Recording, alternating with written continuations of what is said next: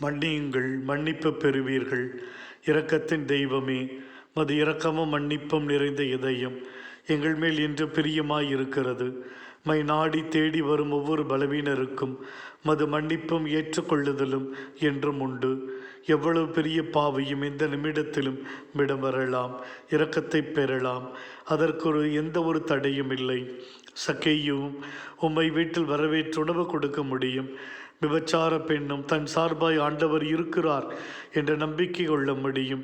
பாவி பெண்ணும் இயேசுவின் பாதத்தண்டை தன்னால் அமர முடியும் என்கிற உணர்வு, மரணத்தின் விளிம்பிலும் அரசாட்சியில் நுழைய முடியும் என்பது நல்ல கள்வனின் பேரு.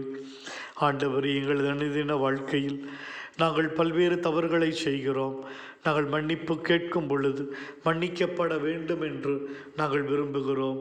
ஆனால் பிறருடைய தவறுகளை மன்னிக்க எங்களுக்கு மனது வருவதில்லை. வர்மத்தோடு பகைமையோடு மன்னிக்க முடியாமல் இருக்கிறோம். ஆண்டவரை, மன்னிக்கும் நல் மனதை எங்களுக்கு தாரும். மன்னிப்பதில் தான் எங்கள் உறவுகள் புதுப்பிக்கப்படுகின்றன, உறுதியடைகின்றன.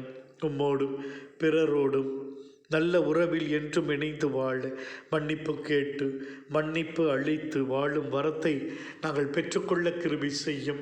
அதற்கு தடையாய் இருக்கிற எல்லாவித பலவீனங்களையும் நீர் அகற்றி போட்டு எங்களை ஆசீர்வதிக்க வேண்டுகிறோம் சுவாமி.